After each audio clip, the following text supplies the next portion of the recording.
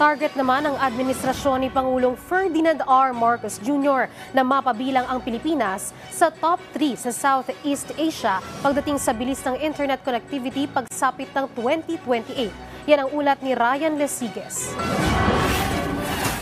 Alam niyo po, ang free wifi binibigay ng gobyerno sa atin upang magamit natin for online learning, for accessing many of these government services. Hindi ho ito pang social media, pang post ng sumasayaw kayo or downloading movies, no?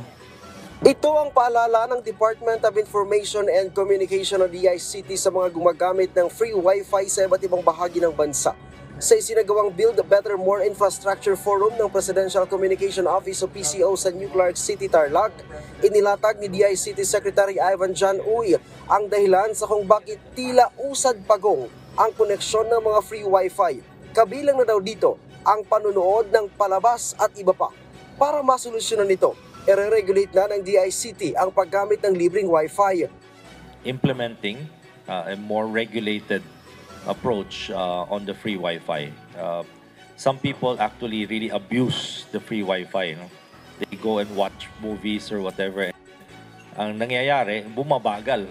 Dahil, yung mga kapitbahay nila, hindi masyado makagamit ng free Wi-Fi dahil puno, no? Traffic dahil puro videos ang mga dina-download nila. So, we may start blocking or restricting the free Wi-Fi to access online education sites, telemedicine sites, e-commerce sites, but not the sites that are non-productive.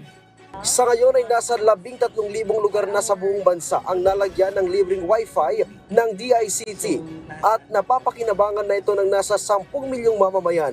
Ipinagmalaki naman ng DICT na bumilis na ang internet speed sa bansa. In terms of penetration and speed, we rose by 9 points in our index.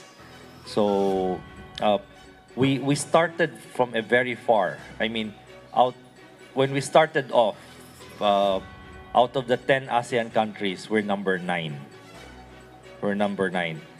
Today, with the 9-point increase in our scoring, I believe we should be number 7 or number 6 in that ranking. So we were able to do this in less than 2 years. Kung magtutuloy-tuloy daw ang ganitong trajectory ay target ng DICT na maging top 3 sa buong Asian countries pagdating sa bilis ng internet connection sa taong 2028.